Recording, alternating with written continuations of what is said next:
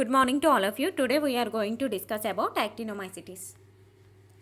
Actinomycetes. The actinomycetes are very diverse and contain a variety of subdivisions as well as at unclassified isolates, mainly because some genera are very difficult to classify because of highly niche dependent phenotype.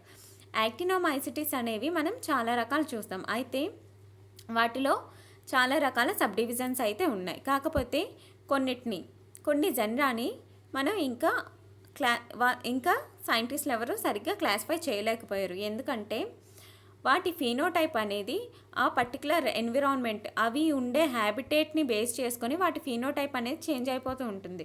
So మనకి వాటిని ఇంకా క్లియర్గా classify చేయలేదు. For example nocardia contains several phenotypes first believed to be distinct species before their differences were shown to be entirely dependent on their growth conditions. First of all, నోకార్డియాని చూసుకుంటే దానికి several types of ఫీనోటైప్స్ అంటే ఏంటి? Morphological characters. So వాటి growth కండిషన్స్ని base చేసుకొని వాటి phenotype అనేది మారిపోతూ ఉంటుందన్నమాట. యాక్టినోమైసిటేల్స్ are generally gram positive.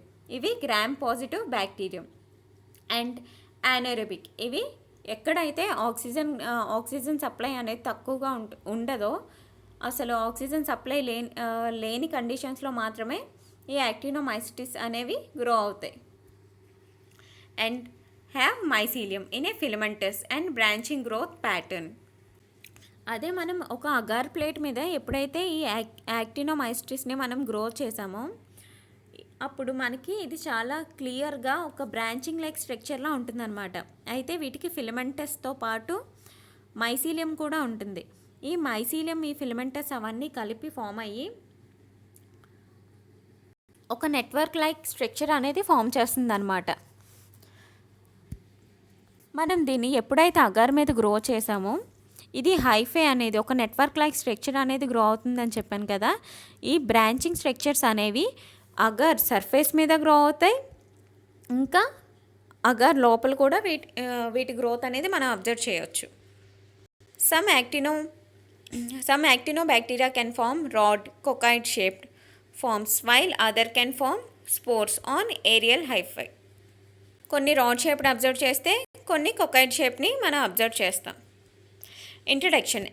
యాక్టినోమైసిటేల్స్ bacteria can be infected by bacteriophages which are called actinophages. ఈ యాక్టినోమైసిటేల్స్ బ్యాక్టీరియాని ఈ బ్యాక్టీరియా ఫేజెస్ ఇన్ఫెక్ట్ చేస్తాయన్నమాట. అలాంటి బ్యాక్టీరియాని మనం ఏమంటామంటే actinophages. Actinomycetales can range from harmless bacteria to pathogens which resistance to antibiotics. ఈ యాక్టినోమైసిటీస్ అనేవి కొన్ని harm చేయవు, కొన్ని అయితే ప్యాథోజెనిక్ అనమాట. అండ్ ప్యాథోజెనిక్ అంటే ఏంటి? which causes diseases. Important genera: Actinomycetes, Nocardia, Actinomydra, Streptomyces thermophilic.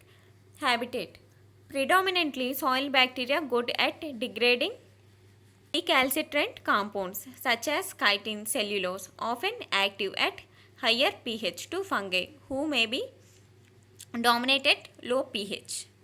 మనకి ఈ యాక్టినోమైసిటీస్ అనేవి ఎక్కువగా మనం సాయిల్లో అబ్జర్వ్ చేస్తాం. అయితే ఈ బ్యాక్టీరియా అనేది కైటిన్ని, సెల్యులోజ్ని డిగ్రేడ్ చేస్తుందన్నమాట. ఎప్పుడైతే pH ఎక్కువగా ఉంటుందో వీటి యాక్టివిటీ ఎక్కువగా ఉంటుంది, pH తక్కువగా ఉంటే వీటి యాక్టివిటీ తక్కువగా ఉంటుందన్నమాట. ఇది అదే ఫంగై అనుకోండి, ఎక్కడైతే pH తక్కువగా ఉంటుందో అక్కడ వాటి యాక్టివిటీ ఎక్కువగా ఉంటుందన్నమాట. అలా కాంట్రాస్టింగ్గా ఉంటుంది. అయితే మనకి ఎర్తీ స్మెల్ని ఇస్తుందన్నమాట. ఈ యాక్టినోమైసిటీస్ వల్లే మనకి ఎర్తీ స్మెల్ అనేది వస్తుంది. Almost all species are mainly ఇవి ఓరల్ క్యావిటీలో ఉంటుందన్నమాట. టాన్సిల్స్ దగ్గర మనం ఎక్కువ అబ్జర్వ్ చేయొచ్చు వీటిని. అయితే some forms the normal flora of mouth. అయితే కొన్ని స్పీషీస్ని మనం అబ్జర్వ్ చేస్తాం కదా ఈ యాక్టినోమైసిటీస్ అనేవి, అవి ఎక్కువగా ఓరల్ క్యావిటీలో అబ్జర్వ్ చేస్తే కొన్నేమో ఫిమేల్ జెనైటల్ ట్రాక్ దగ్గర ఎక్కువగా ఉంటాయన్నమాట. మార్ఫాలజీ: వీటిని డైవర్స్ గ్రూప్ గ్రామ్ పాజిటివ్ అనమాట. అయితే ఇవి చాలా రకాల స్పీషీస్ ఉంటాయి. ఇవి ఎక్కువగా గ్రామ్ పాజిటివ్ ఉంటాయి. ఇవి నాన్ మోటైల్ అంటే ఇవి మోటిలిటీని వీటిల్లో మనం మోటిలిటీని అబ్జర్వ్ చేయలేము. నాన్ స్పోరింగ్, ఇవి స్పోర్స్ని ప్రొడ్యూస్ చేసుకో. నాన్ క్యాప్సులేటెడ్, కొన్ని బ్యాక్టీరియా, నేను మీకు అల్ట్రాస్ట్రక్చర్ ఆఫ్ బ్యాక్టీరియా గురించి నేను చెప్పినప్పుడు కొన్ని బ్యాక్టీరియాకి క్యాప్స్యూల్ ఉంటుందని చెప్పాను కదా, వీటిలో మనం ఆ క్యాప్స్యూల్ అనేది అబ్జర్వ్ చేయం. Straight curved or pleomorphic. Pleomorphic అంటే ఏంటి? Which exhibits the different types of morphology. Arranged in chair or branching filaments, ఇవి చైన్స్ ఫామ్లో కానీ, లేకపోతే ఇప్పుడు మనం చెప్పుకున్నాం కదా ఇందాక రాడ్ షేప్డ్ అని కానీ, కొకాయిడ్ అని కానీ, అలాగా మనం వీటిని చైన్స్ రూపంలో కానీ, లేకపోతే బ్రాంచింగ్ ఫిలమెంట్, ఒక అగార్ మీద మనం వీటిని గ్రో చేసేటప్పుడు అవి బ్రాంచెస్లా ఫామ్ అవుతాయి అని చెప్పాను కదా. ఈ బ్రాంచెస్ అనేవి అగార్ పైన ఫామ్ అవ్వచ్చు, లోపల కూడా ఫామ్ అవ్వచ్చు అనమాట. అయితే ఇవి బ్రాంచింగ్ లైక్ స్ట్రక్చర్స్ని ఎక్కువ అబ్జర్వ్ చేస్తాం. ఇవి filamentous forms. Related to mycobacteria and corynebacteria. ఈ యాక్టినోమైసిటిస్ అనేవి మైకోబ్యాక్టీరియాకి, కార్నిబ్యాక్టీరియాకి రిలేటెడ్గా ఉంటాయి. Mycelium, tangled mass of hyphae found in nature. మనం హైఫే ఎప్పుడైతే మనం ఒకవేళ ఒక మైక్రోస్కోప్ దగ్గర ఎప్పుడైనా మనం హైఫే అబ్జర్వ్ చేయాలంటే అవి ఒక థిన్ ట్యూబ్యూల్స్ లైక్ స్ట్రక్చర్స్ ఉంటాయన్నమాట. బ్రాంచెస్ లాగా మొత్తం స్ప్రెడ్ అయి ఉంటాయి. సో ఆ మైసీలియం అనేది వీటిలో మనం ఎక్కువ అబ్జర్వ్ చేస్తాం.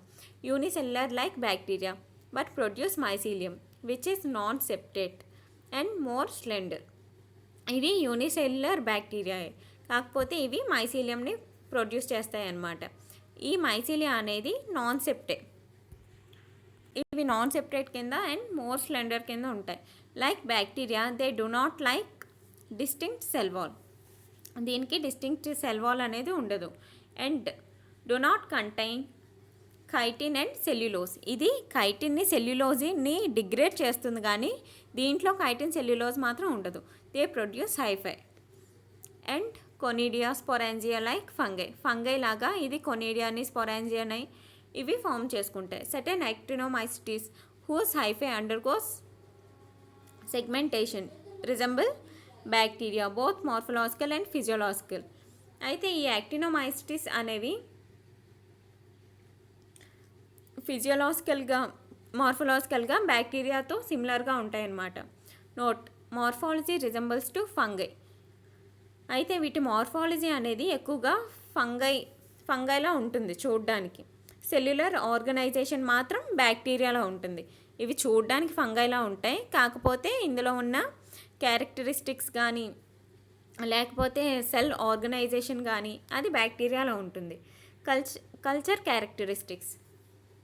anaerobic or microaerophilic bacteria and grows well in the presence of 5 to 10% of CO2. మనం ఇది ఏరోబిక్ బ్యాక్టీరియా అని చెప్పుకున్నాం కదా, అంటే ఆక్సిజన్ ఎక్కడైతే ఉండదో ఆ ప్రెజెన్స్లో ఇది ఈజీగా గ్రో అవుతుందన్నమాట. సో 5 to 10% ఆఫ్ CO2 అనేది దీనికి కావాలి ఇది గ్రోత్ చూపించడానికి. Optimum temperatures 35 to 37 degrees Celsius. ఇది గ్రోత్ చూపించాలంటే, ఇప్పుడు ఏదైనా బ్యాక్టీరియా మనకి గ్రోత్ అనేది చూపించాలంటే దానికి పర్టికులర్ సూటబుల్ ఎన్వైర్న్మెంట్ అనేది ఉండాలి, అప్పుడు మాత్రమే అది గ్రో అవుతుంది. సో వీటికి ఆప్టిమమ్ టెంపరేచర్ అనేది 35 to 37 degrees Celsius అనేది ఉండాలి. Grow on brain heart infusion agar or broth and thioglycollate agar containing 0.12% to 0.2% rabbit blood. Incubation time is 3 to 4 days mostly, but for few species extended from 1 to 2 weeks. Colony can be round, pigmented with chalky appearance. ఇవి మనకి ఎలా కనిపిస్తాయంటే white colour పిగ్మెంట్స్లా కనిపిస్తాయి అన్నమాట. అంటే ఇప్పుడు చాకీ అంటే కొంచెం మనకి వైట్ కలర్ కాలనీస్ ఎలా ఉంటాయి అలాగా పిగ్మెంట్ని ఎగ్జిబిట్ చేస్తాయి అన్నమాట. ఇవి రౌండ్గా ఉంటాయి. మనకి వీటిని 3 to 4 weeksలో వీటి గ్రోత్ అనేది మనం అబ్జర్వ్ చేయొచ్చు.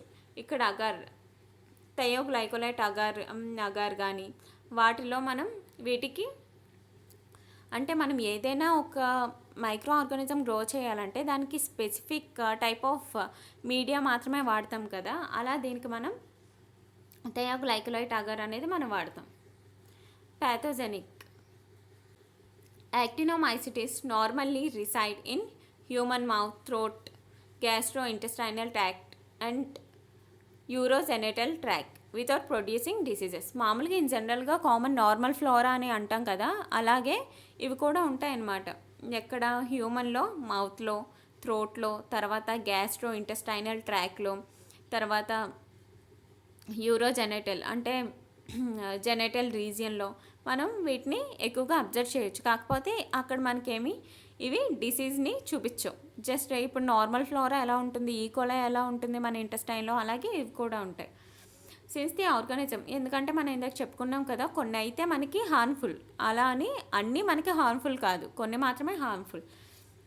Since the organisms cannot invade a human or animal body, they must be introduced by deep puncture, wound or trauma such as dental extraction or jaw trauma, aspiration of dental debris, surgery or prolonged use of intrauterine devices.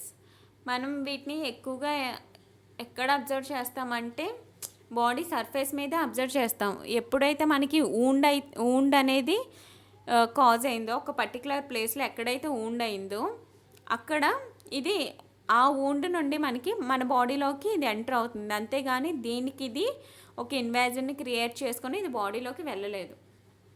యాక్టినోమైసిటిస్ requires dead or devitalized tissue to facilitate their invasion and proliferation into deeper tissues. Establishment of human infection by actinomycetes always requires the presence of companion bacteria. ఎప్పుడైతే దీనికి కంపానియన్గా ఇంకో bacteria కూడా ఉంటుందో ఇది అప్పుడు మనకి harmful డిసీజెస్ని cause చేస్తుంది అనమాట. ఇవి ఎక్కువగా మనకి ఈ డెడ్ టిష్యూస్ మీద వాటి మీద మనం ఎక్కువగా అబ్జర్వ్ చేస్తాం. These companion bacteria help in initiation of infection by producing a toxin or an enzyme or by inhibiting host immunity. అయితే మనకి ఒక కంపానియన్ బ్యాక్టీరియా అనేది ఉండాలి కదా, సో ఫస్ట్ ఇన్ఫెక్షన్ అనేది దీంతో స్టార్ట్ అవుతుంది అనమాట. ఈ ఇన్ఫెక్షన్ అనేది ఫస్ట్ ఇది ఇనిషియేట్ చేస్తుంది. ఎలా ఇనిషియేట్ చేస్తుంది అంటే టాక్సిన్స్ని కానీ ఎంజైమ్స్ని కానీ ప్రొడ్యూస్ చేసి ఆ పర్టికులర్ హోస్ట్ ఇమ్యూనిటీ అనేది ఫస్ట్ డిప్లీట్ చేస్తుంది. This is the characteristics of actinomycetes.